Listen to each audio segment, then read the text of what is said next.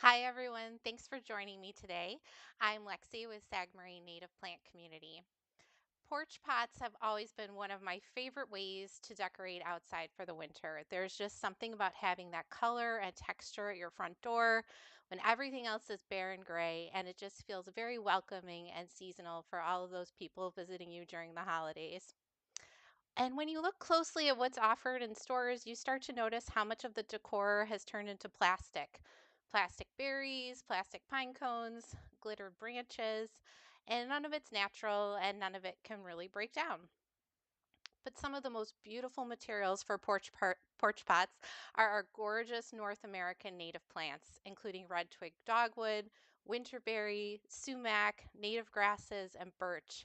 These are all beautiful on their own without the addition of glitter, and some of you may already have them growing in your yard. So tonight I want to walk you through what goes into a typical porch pot and the natural botanicals that work beautifully in the pots and some native elements that you might already have in your yard and how you can transform those items from your landscape into a beautiful porch pot design. If you don't already have these plants, I'll also share with you where you can find real and natural greenery because it's not always easy to source. Then I'm going to show you a few modern holiday porch pot designs featuring native botanicals. No plastic, no glitter, just natural materials that look amazing all winter.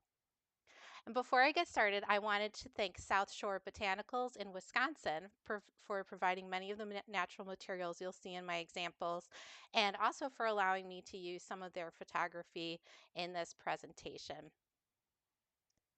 So first, let's start looking at the native holiday palette. And I just love looking at all of these beautiful colors, and it's just so amazing to think about the vibrance that's just naturally found in our native plants. So these natural materials are going to look richer, smell wonderful, and they're going to age beautifully throughout the winter, and of course, break down naturally. So these are your main ingredients for your porch pot. They're big, beautiful, bold elements that give height and structure. So the most iconic one is probably the red twig dogwood. This is Cornus sericea, and it gives that bright red stem. And also we've got winterberry, which also is bright red and has these gorgeous, gorgeous berries. And that's actually our native holly.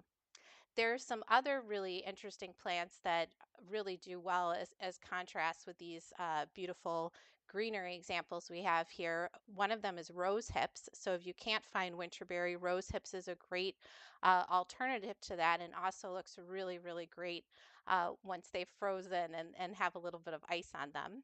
And then we're going to look at another very interesting wetland shrub called leatherleaf. And typically you'll see this kind of spray painted gold or something similar that looks, spray painted gold to this, but it has a beautiful texture to it and actually is bronze on its own without needing any additions to it. And of course, we always want to add pine cones and some textural interest to our porch pots. And there's native greenery around you, but a lot of these greens are going to be coming from the Pacific Northwest, where there's actually lots of farms that are dedicated just to providing greenery across the country. And that's okay. These things are grown sustainably and harvested responsibly, and they're grown for a purpose. And of course, they're going to biodegrade and break down. So it's totally okay to use things that are not specific to your location. It's just fun to know that some of them really are native to much of the northern US, like winterberry and red twig dogwood. Leatherleaf, not so much, it's a smaller native range, but we'll take a look at that a little bit later. And the birds may come and nibble from your porch pots. It's like a living bird feeder if you use things like winterberry and rose hips and some of the grasses that we're going to be looking at. So you want to skip anything that's been dyed or preserved or has glitter on it.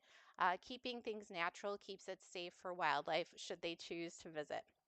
And if you'd like to add pine cones to your arrangement, the easiest way to keep them from falling out or getting misplaced is just to simply wrap some wire around them and stick them into the medium of your planter, and that'll be enough to keep them secured.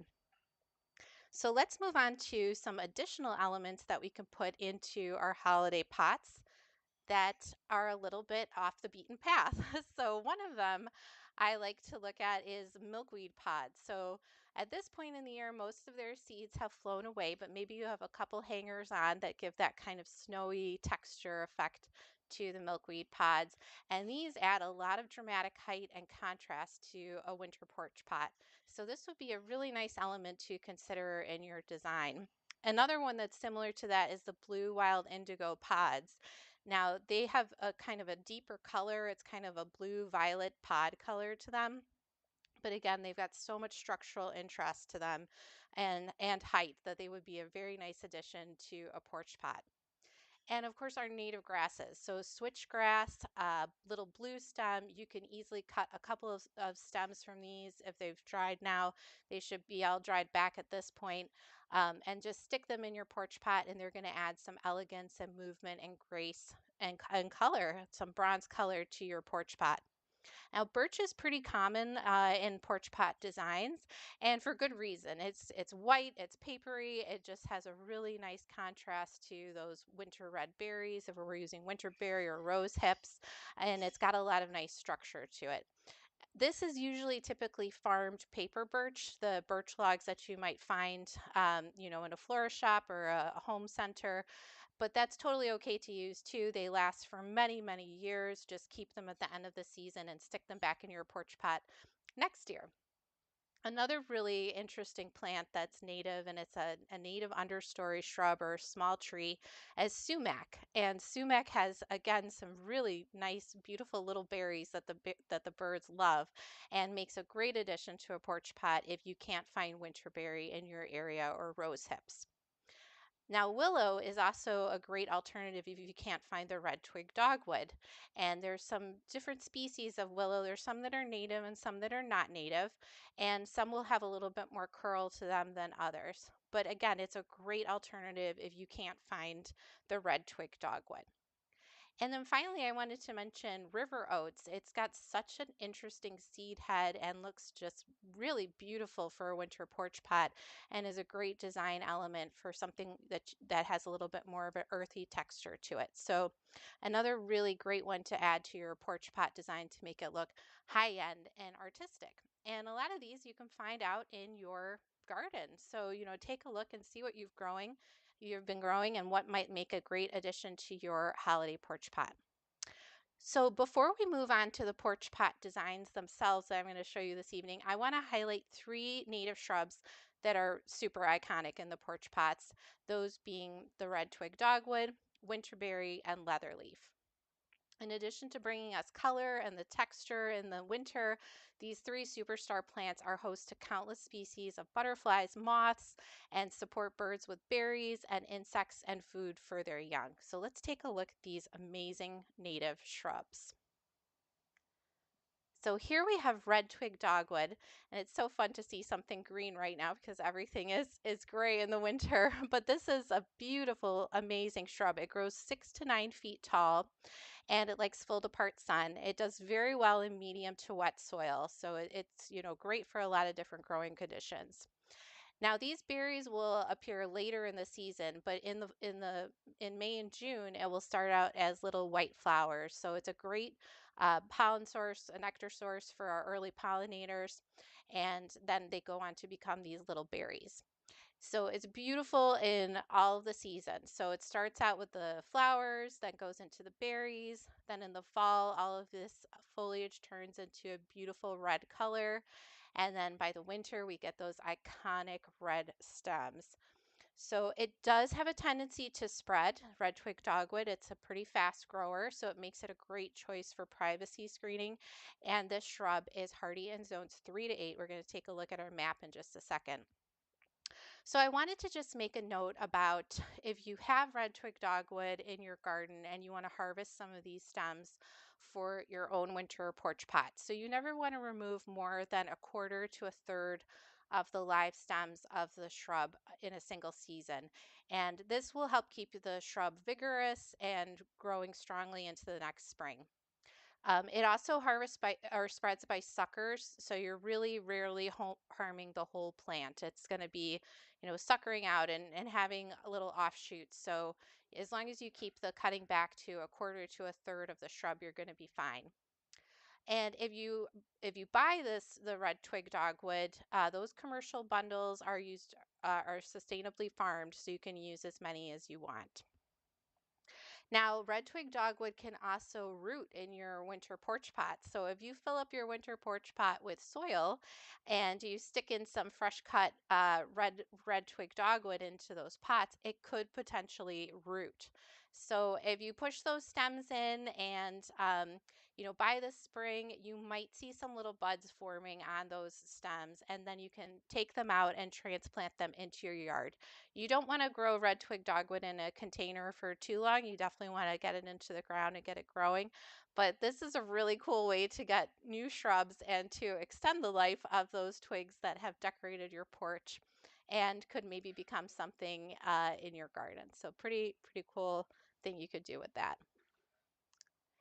Now here you can see the native range for red twig dogwood, and maybe because it's so prolific throughout a lot of the country is why it's become this iconic porch pot plant.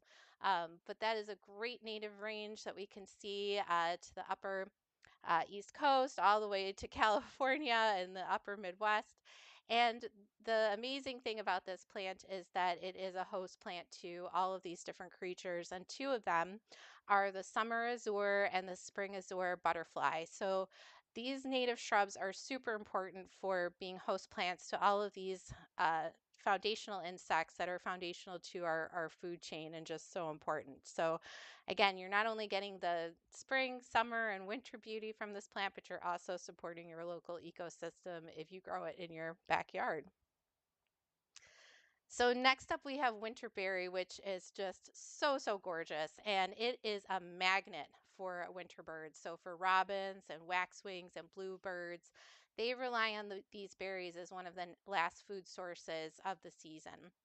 So once the leaves have dropped and the berries are fully colored, which is happening right about now, winterberry goes dormant, and that's the best time and the safest time to prune this shrub. So again, you never want to take more than a quarter to a third of the buried stems. We want to leave as much as possible for the birds, but if you want to harvest a couple stems for your winter porch pots, that is totally fine, but just always leave some for the wildlife. And just remember that winterberry grows a little bit more slowly than something like dogwood. The new shoots will create more berries in the future years. So if you're harvesting from your plant, you want to take the older stems, and then the new shoots, leave those to produce more berries in the next year.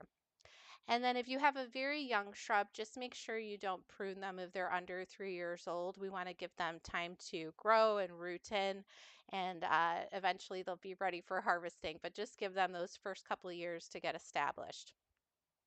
So in addition, Winterberry is our native holly.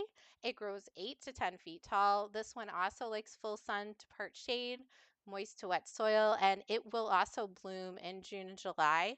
And it's loved also by our pollinators, and it does take well to pruning, and it is also a larval host plant. So let's take a look at two of the creatures that it is a larval host for. So the Henry's elfin butterfly, which you can see here on the left, and the Harris three-spot moth are just two of the species that rely on this plant to survive.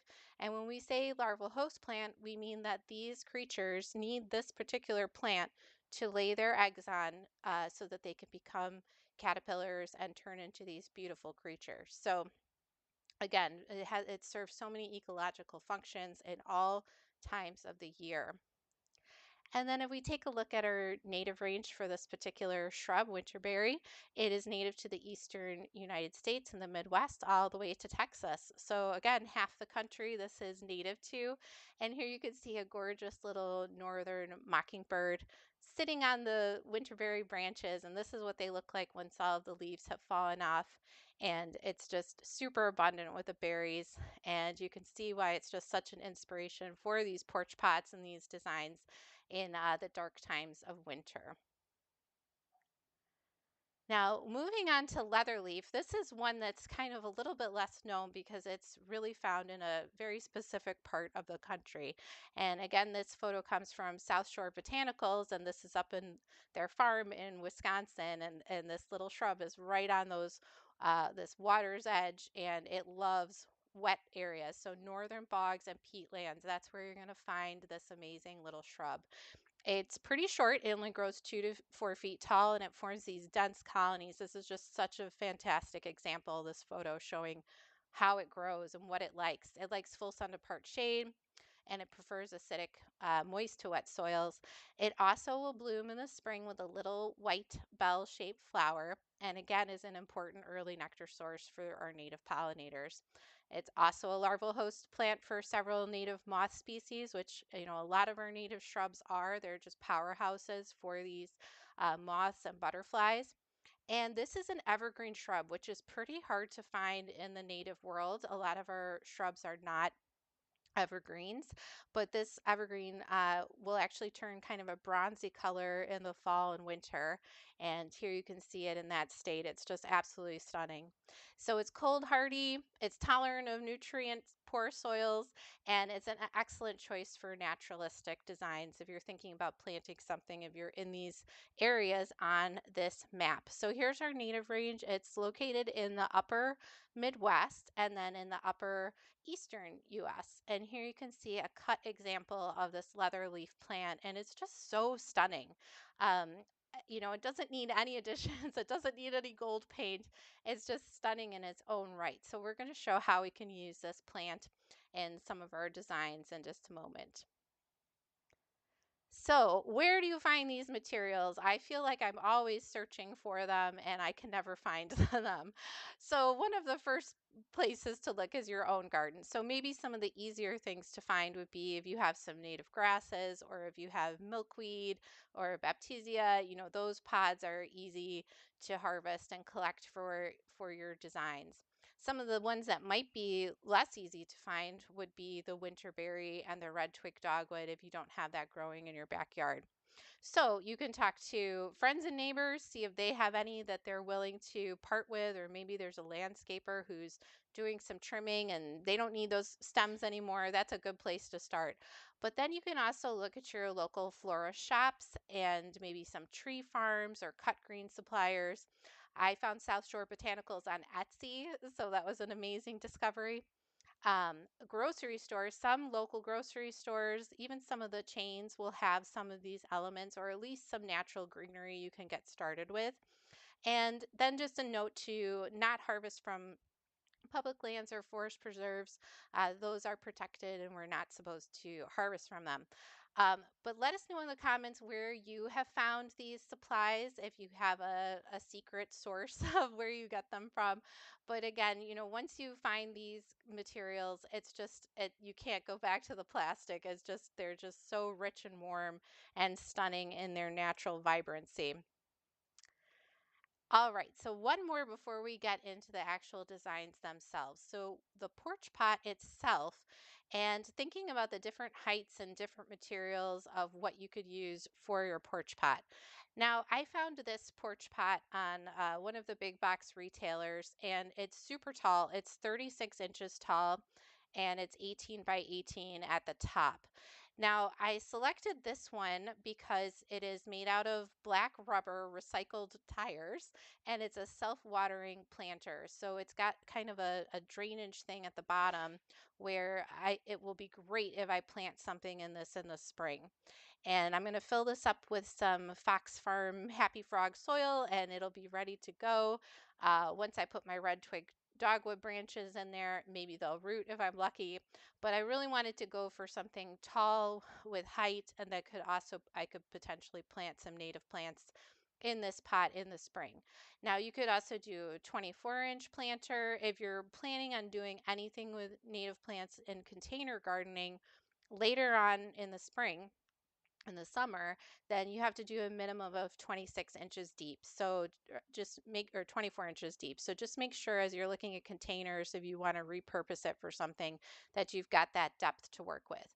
Now you can use whatever you want and whatever scale suits your house and, looks welcoming on your porch. So anything that you might have laying around that you use over the summer, feel free to use that, and anything that you do with a pot and some of these native materials is going to look stunning on your porch. All right, so let's look at our first design. So this first design is just the classic red and green showstopper of winter.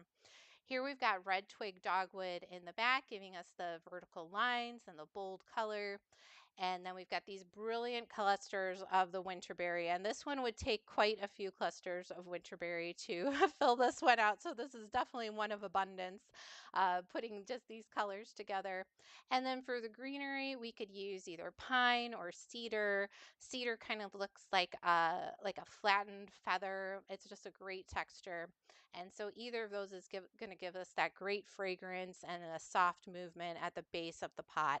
So again, if we fill this particular pot up with soil and put the branches in, we could potentially get that rooting. The soil is also good if it's slightly wet because then those evergreens are going to last longer. So having a wet medium that your natural elements can go into is helpful as well. So again, this one is pretty simple and festive and is just really, really beautiful. All right, here's another variation. I think this is what mine is going to kind of turn out like. I've got the red twig dogwood coming, and I've got some birch that I'm going to be working with, and then the leather leaf. And for the little red berries here, this actually looks a little bit more like rose hips than the winterberry, but you could use either one.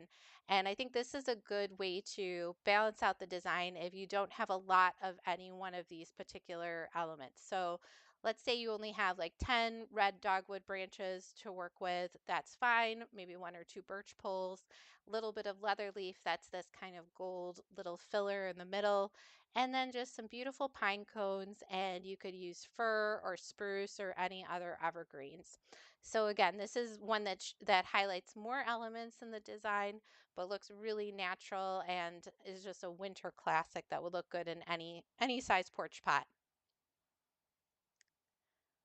All right, for the minimalists out there, and for those of you who don't want too much red, you want something a little bit more subdued.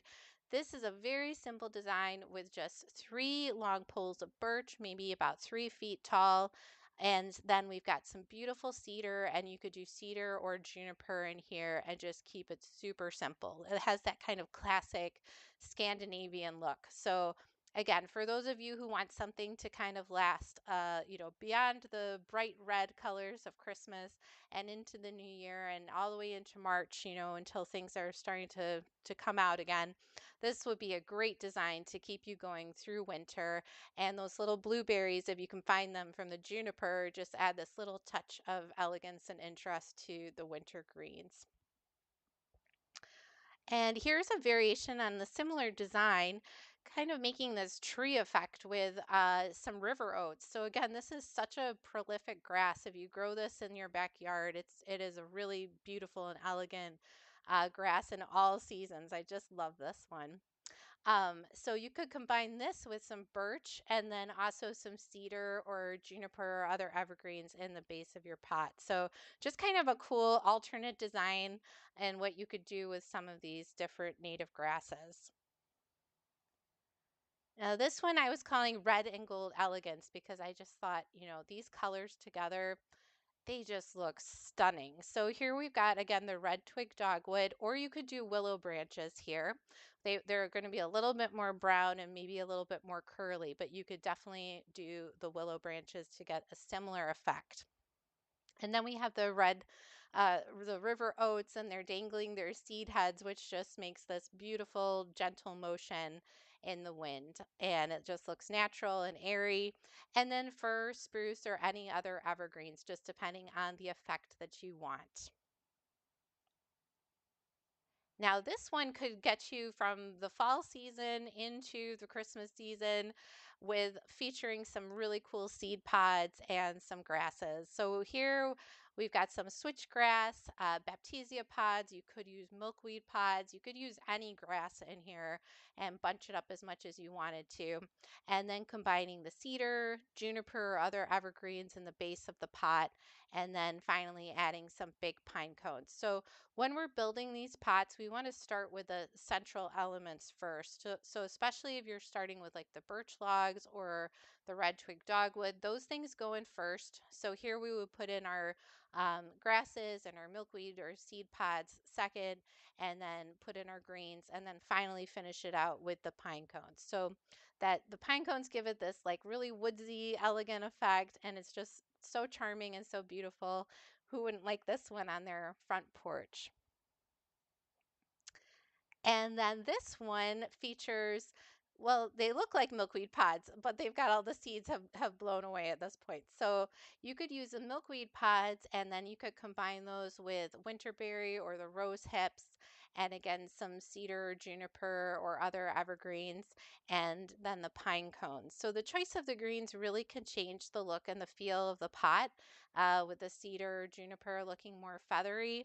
The fir looks a little bit more traditional, like a Christmas tree, or you've got the pine that's really, really gorgeous and has those long needles. So now I want to just talk about what we could do with these winter porch pots come spring and how we can grow some different plants in them after the holiday seasons are over. So this is what I'm planning on doing with my porch pot once it's done for the Christmas season. This tall container is the perfect opportunity to plant some native grasses in the early spring. And I wanted to show you three particular grasses that could thrive in your container as long as your porch pot is at least 24 inches deep. It gives their roots the room they need to grow. Now, the example that I showed earlier, it was 36 inches tall and 18 inches square at the top. And for that container, I'm only going to put one grass in there. That's all it's going to need to fill out and look like these pictures. It'll take a little while, but by the end of the season and into the fall, it should get pretty big. So the first one that'll do really great in a container is Little Blue Stem. And it has this beautiful blue-green foliage, and it actually turns copper in the fall and has this amazing seed head that the birds actually just love. So that is one great example that you can put in your porch pot. The next one is switchgrass, and switchgrass will be a green color all the way up until the fall when it turns into a really beautiful, just kind of beigey color. It just looks like a dried grass. And so this one again has an amazing seed head, great structure and height, and will look really, really pretty. And then finally, we have prairie dropseed, which is a landscaping favorite. And the reason is it turns into these kind of green mounds that will cascade over the edges of a pot. And then in the fall, it'll shoot up these little seed heads that are in the middle of the plant. And it also smells amazing by the end of the summer, early fall, and it will also turn kind of a golden color towards the fall. So adding any of these grasses to your porch pot gives you this living centerpiece that you can work with, during the full growing season of the spring, summer, and into the fall. And it brings the native plants right up to your front door in a way that, we mostly plant these in the ground in our gardens, but to have them in a container is just a stunning and a super cool effect. So I also wanted to give you some ideas of what you could do then after the spring and the summer and turning into the fall, if you have planted a native grass into your porch pot, how you could then take that into the following seasons. So here I have an example of a fall porch pot, and by the fall, those grasses will have turned into their golden colors, and you can add some different elements to them just on top. So here we could add maybe an additional grass. We could add some of that red twig dogwood in there, or maybe some willow, maybe some baptisia pods, some dried echinacea or blackhead Susan seed pods, even a whole branch of an oak leaf, that tree that might have, fallen down in the wind. And then we can add in some little baby pumpkins and some pine cones, and look at that stunning effect. It's just such a cool thing, I think. And then after the fall is over and we're done with our fall porch pot, we can move on to the winter porch pot. And these little grasses can just kind of be pushed down and you can add your different elements into the pot. So you're not going to be hurting the grasses at all. Their roots are going to stay nice and tucked in into the deep porch pot. And you can add in your birch, you can add in your red twig dogwood, your winterberry branches, and some additional greens to really give you that amazing holiday porch pot just with the addition of the native grasses. So your container becomes this year-round canvas. It's one pot and endless beauty throughout the seasons. So I hope you'll join me in the next couple of days. I will be doing a live demonstration of how to build out the porch pot and an example with these native materials. I'm still waiting for a couple of them to arrive. But in the meantime, I hope you enjoy your holiday season. And I thank you for joining me. The butterflies, the birds, and the bees do as well. And make sure you follow, like, and subscribe to us on YouTube. Take care.